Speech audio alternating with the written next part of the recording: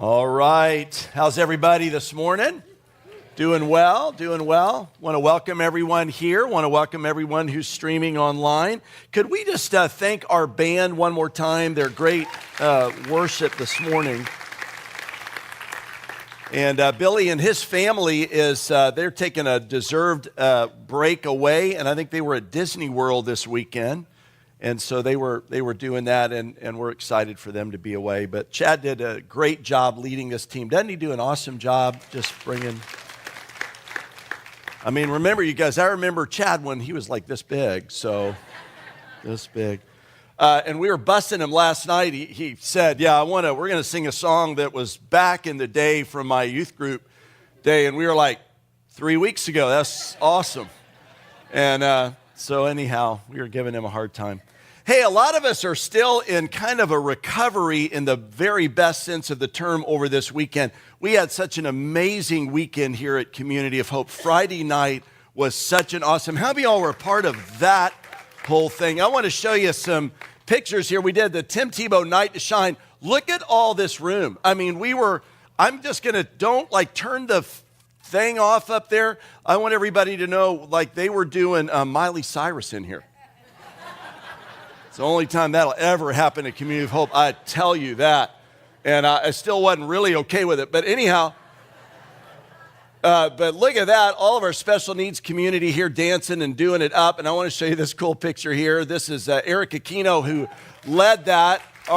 That's our dude right there, man. We now affectionately refer to him at Community of Hope. This is Rico Suave, okay? So just when you see him, that's what you're going to want to say to him there. And then, of course, I think there's some other, yep, there's Beth. She cannot keep her hands off of me. I fully understand that. I get that. And then here's some of our guests coming in right there. That's April Reinstein up there in the upper left. That's our girl. That's our girl right there. There she is right there. Boom. Come on. Yes. There she is. Well, so while we got this going on, we are back on the other half of our property, and we are feeding people back there. And I want to show you, this is Tony and Stacy Wilson. Can we honor them?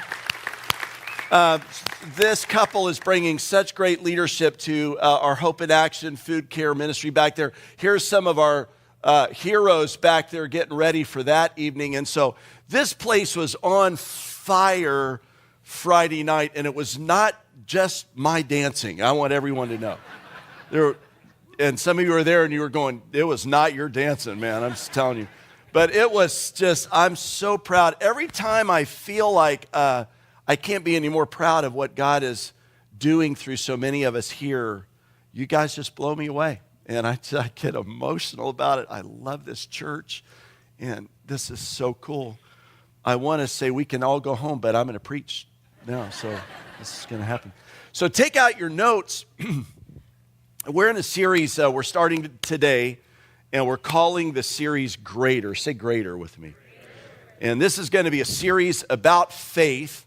And I've been in a lot of conversations with folks, and they're wanting to know how to have more faith. They're wanting to know what faith is. We're going to study that. We're going to look at what it's not, and we're going to just kind of learn some things about it.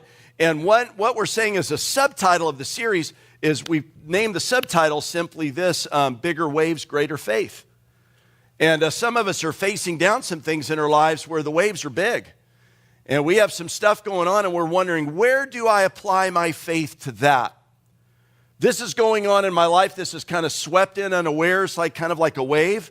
And how do I apply my faith to that? Does faith make a difference in that? And that's the kind of thing that we're going to be looking at in this series. And I run into people all the time, and they talk about how much faith is enough, and do I need greater faith? And I was thinking about a challenging verse, not even the one I want us to look at this morning, in which Jesus was having a conversation. He had sent the disciples out to do some great work. This is Matthew 17. And he sent them out, and they were to expel a demon from a young man, I think the story was. And they came back, and it didn't go well. And they're questioning why it didn't go well. And Jesus makes a startling statement. This is what he said. It didn't go well, basically, because you have so little faith. Now, truly, I tell you, if you have faith as small as a mustard seed, you can say to this mountain, move from here to there, and it'll move. Nothing will be impossible for you. Now, I don't know about you, but when I read verses like that, I mean, we're kind of at a moment of decision. And we have to either say, this is not accurate, and he's telling us something that is not true, or if we believe it is true, and I do, that Jesus' words are true, and our life does not line up around this ideal, I think that we have to question some things. Now, right there, that's where I want us to talk about faith. And that's where I want us to manage in that tension. And we're going to look at that in this series. And in fact, this is often what Jesus seemed to do. When you look at the Gospels, Matthew, Mark, Luke, and John, and you begin to unpack those Gospels and you read over and over again the stories of Jesus, in which I would just say, I commend that exercise to you, by the way. Now, a lot of us are reading in the Bible and this sort of thing, but I would say, man, make it a personal habit every year at least once, right? You're going to read the Gospels. You're going to read Matthew, Mark, Luke, and John, and just sit and soak in the words of Jesus. And it's not only his words, you guys, it's his actions. It's what he did. It's how he responded. It's what he lived, what he embraced, what he spoke about, what he pointed out, what he didn't, what he challenged. And when we look at all of those things, something begins to happen deep in our spirit.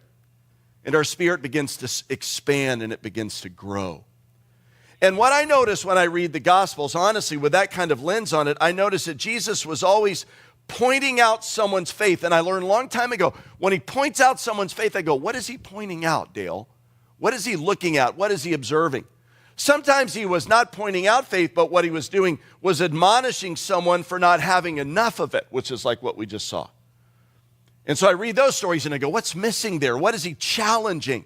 What do I need to embrace that this person is not embracing and it's getting that word from Jesus? Sometimes I read that and the Gospels and I notice that he marveled at someone's expression of faith.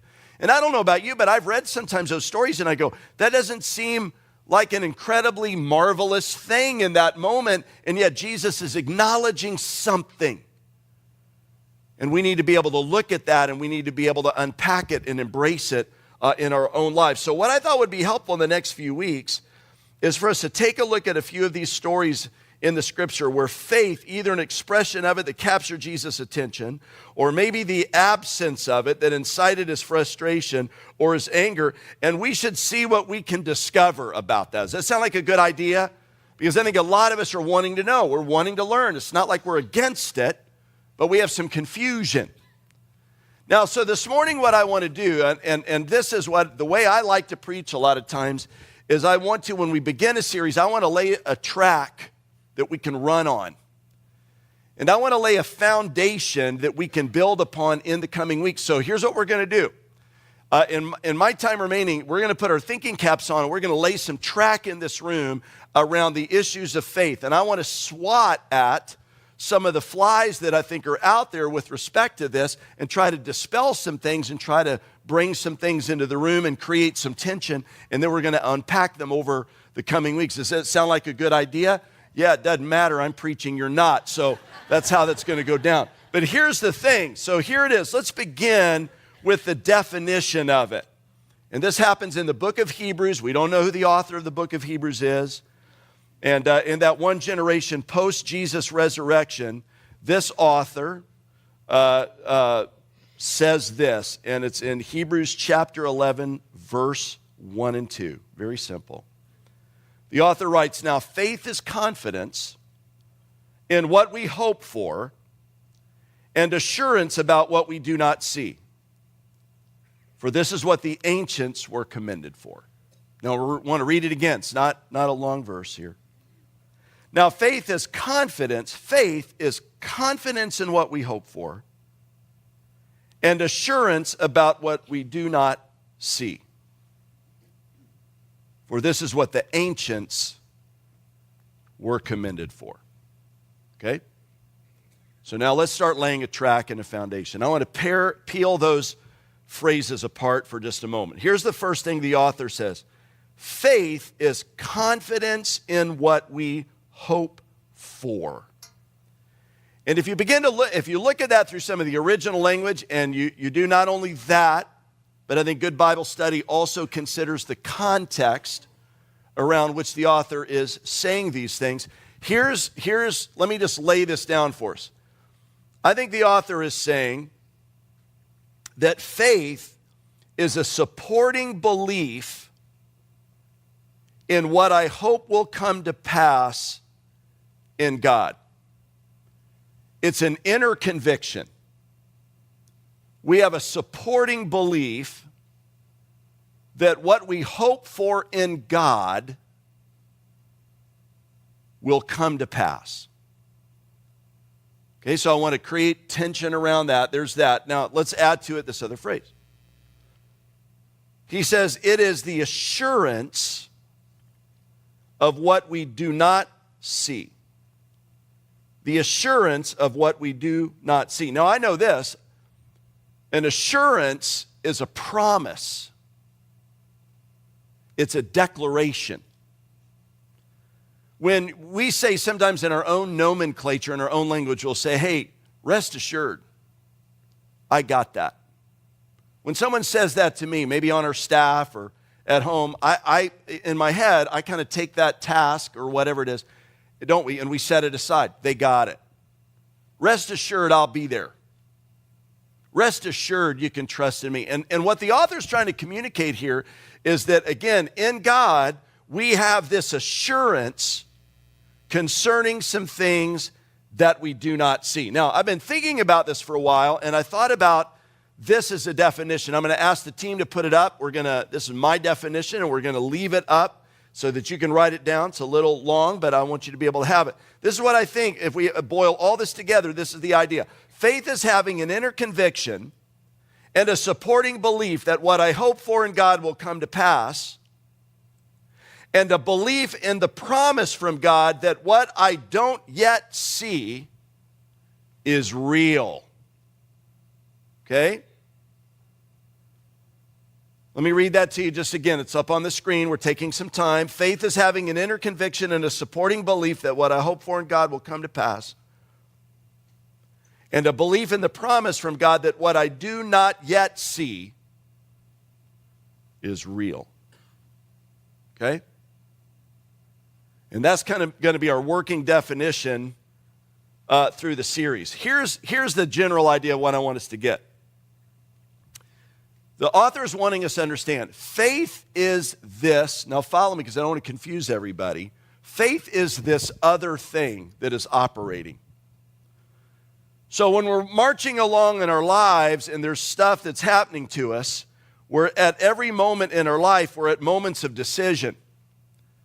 And we're at moments of decision going, is this other thing, does it exist? Is it real? Is it active? Is it operational? Or are there things that are happening in my life that are completely random?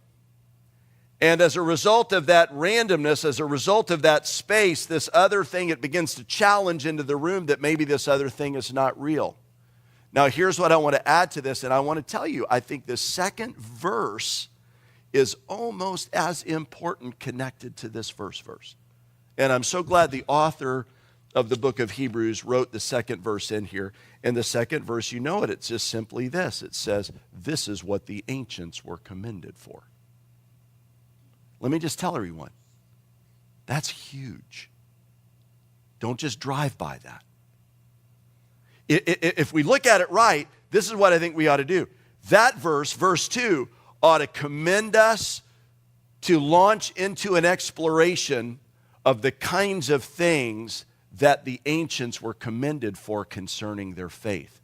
There's the key.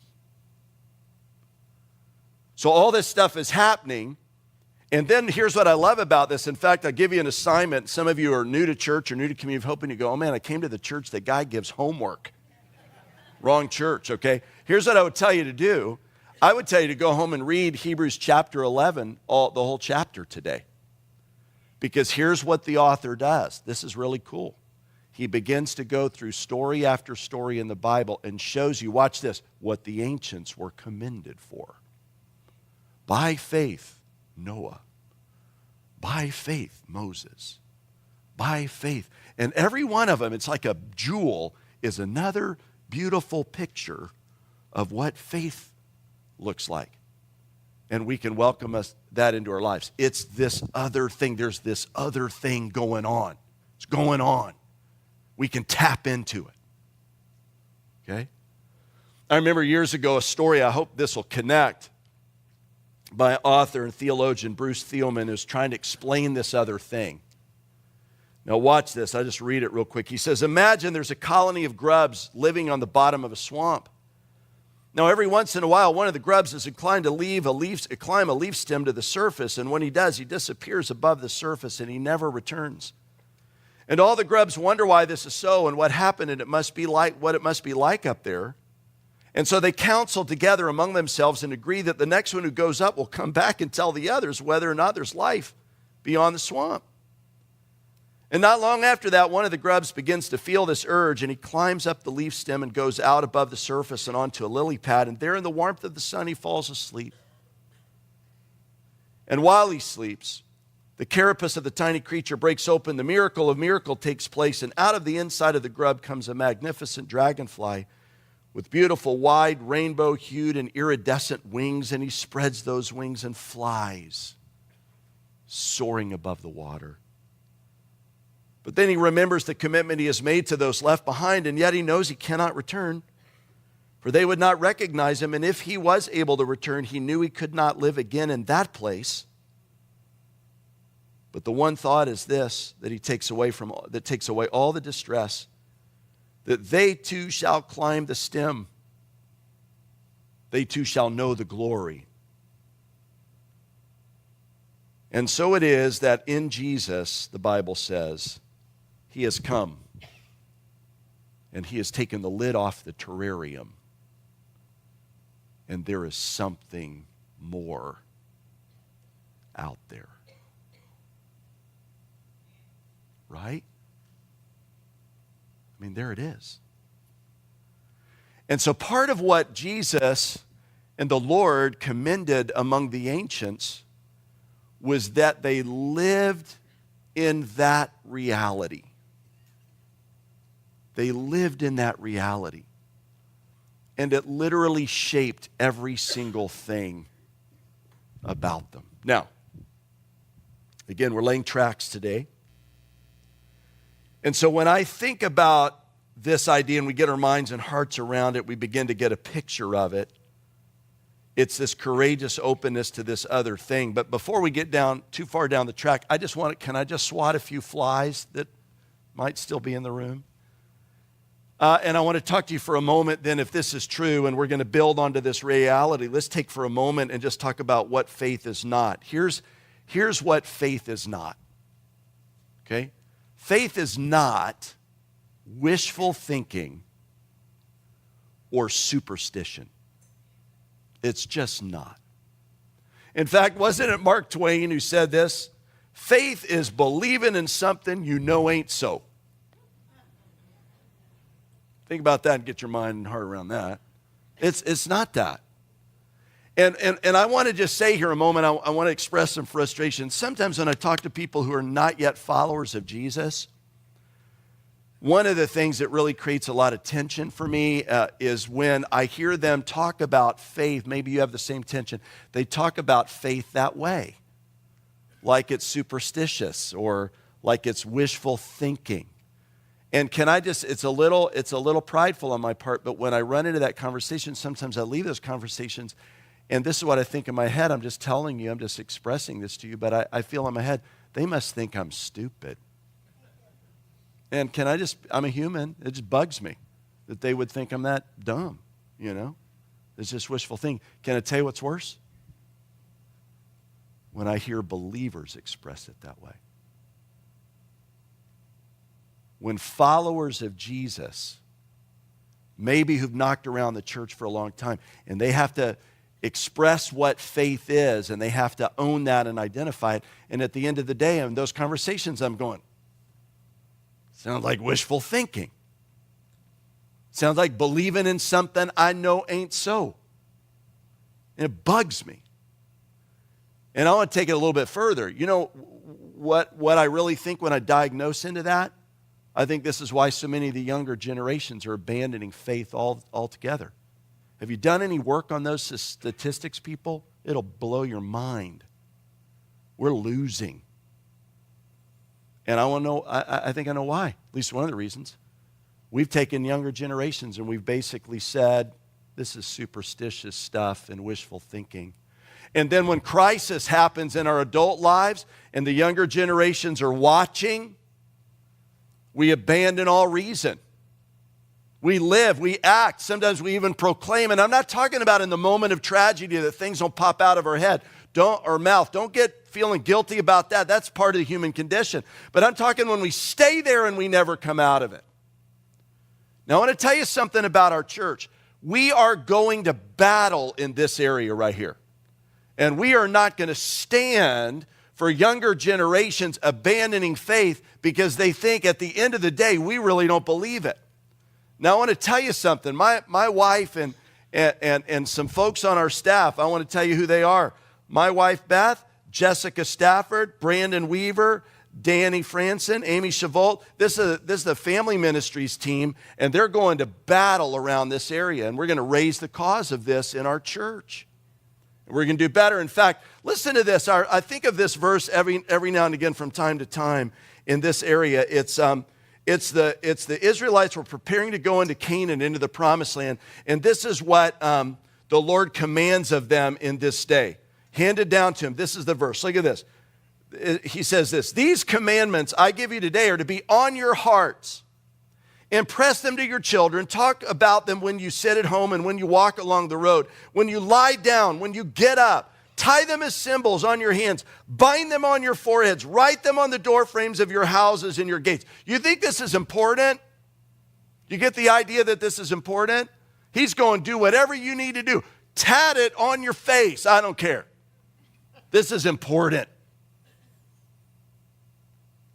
And I got to tell you that this stuff matters. And see, sometimes the division happens right here.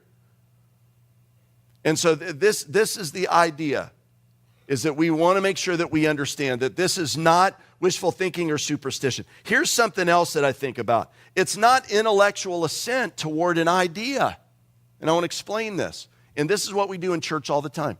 We come in and we talk about these lofty truths.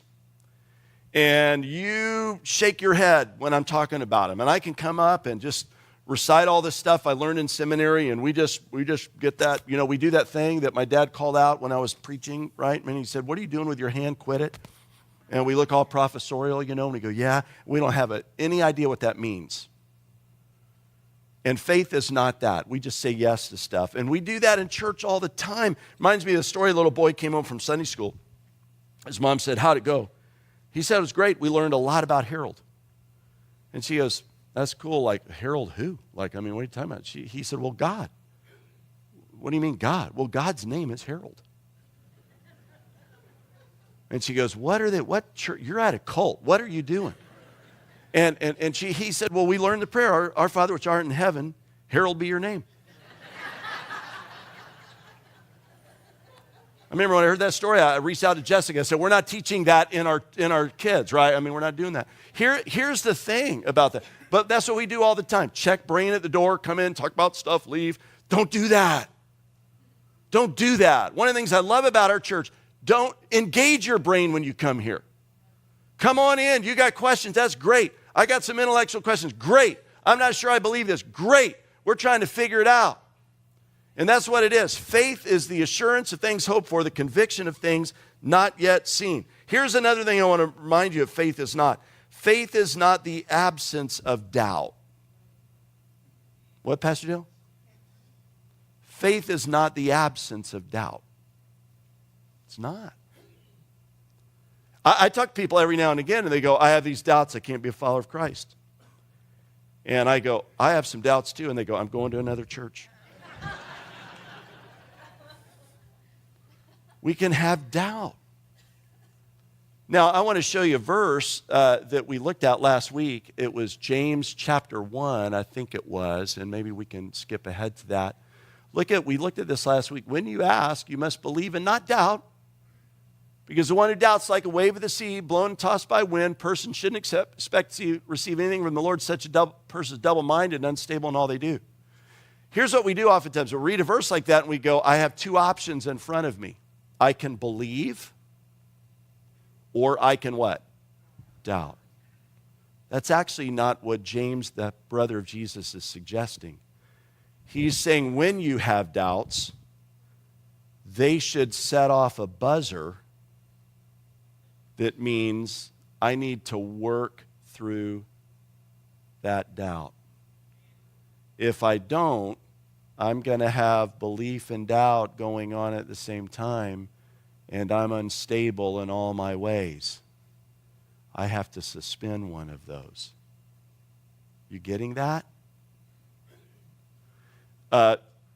Again, my favorite author, John Ortberg, talks about this in a book, frankly, entitled Faith and Doubt. And he says this. He says, part of what it means to be finite, to be a creature with a limited IQ, a capacity for reason and imagination, is that there is simply no escape from doubt in any area of my life. That's what he says. I was thinking about this because, so when I got married years ago, there was no doubt-free guarantee that was going to work between Beth and me. And some of you know me and you say, that's for sure. And after all, Beth was from Texas, and we all know there's some wackadoodles from Texas. I just want everybody to know that. I shared that last night at 6 o'clock at this lady, man, the minute church was over, she was right in my face, and she goes, hi. I said, hi. She goes, I'm from Texas. I said, I think you want to talk to Trevor. He's a black belt in karate. I think you want to talk to Trevor. And she said, everybody knows the wackadoodles are from Florida. And I told her, I said, it reminds me when I got married, I have to dig this picture out. When I got married at our rehearsal dinner, you should have seen the pair of pants I was wearing at that rehearsal. Can I just tell you all it was during the Miami Vice days? Can I just don't want to say anything more about that? And that her dad actually let me have her is kind of an amazing thing. All right, I digress. Here's the thing I want us to say. Every person has doubts. Part of the human condition. Here's my question, though. What are you doing with your doubts? What are you doing?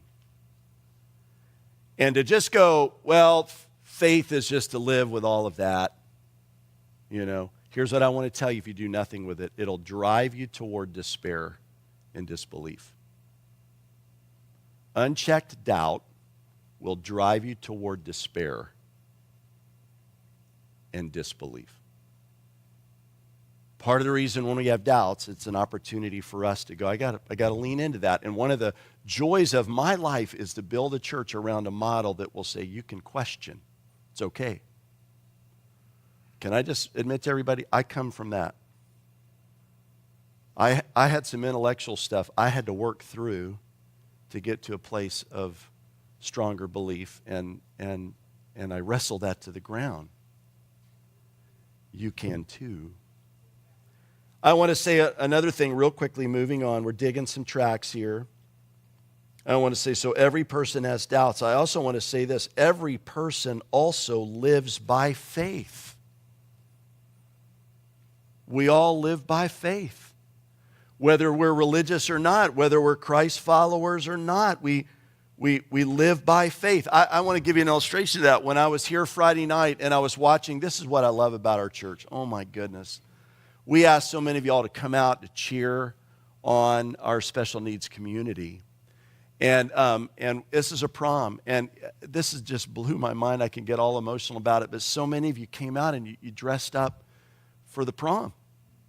And all you did is you came and you dressed up, and we stacked the red carpet and we cheered when people came in. It was awesome. Some of you guys looked awesome. Not all of you looked awesome, but some of you guys just looked great. It just warmed my heart. And I remember thinking in one moment, this is what I was thinking, there isn't any other place I'd rather be than right here in this moment. I mean, it's just good to be alive right here. Now, here's what I want everybody to know. That statement, it's good to be alive. I can't prove that. I can't prove that. See, we live by a lot of things we can't prove, but we believe aspirational. There's a lot of good reason to believe that they're true. All children deserve love. Don't they? We can't prove that. We're living by faith when we say that. And we have a good reason to believe that it's true. We can have doubt. Signals to us where we need to grow. We all live by faith. Now here's the point. This is what Jesus is wanting from us. A little bit later on in this powerful chapter, look at what the author writes in Hebrews 11:6.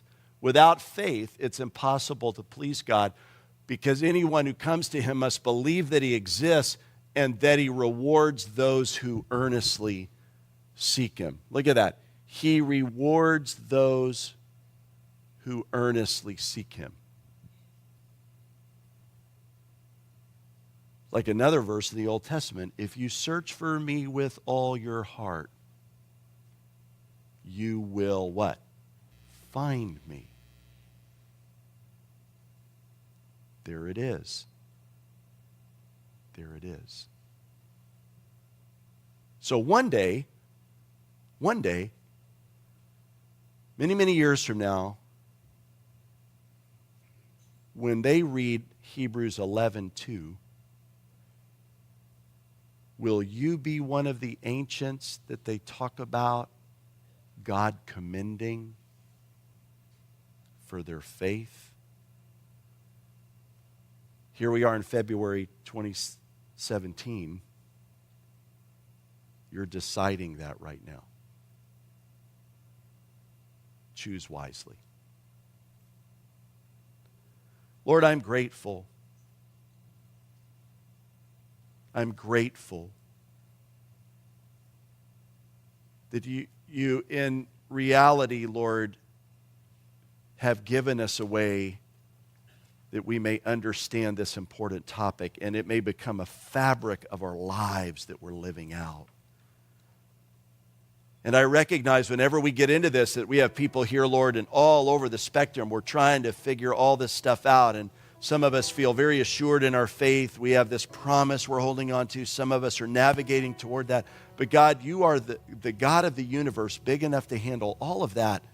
And I pray that this series may be helpful to all of us, that we may have faith and that we may please you with the way we seek you. This we pray in Jesus' name, and everyone said, amen. Now we want to give you just a space. Altars open, people here to pray. This is your time now to talk to the Lord. Will you do that just for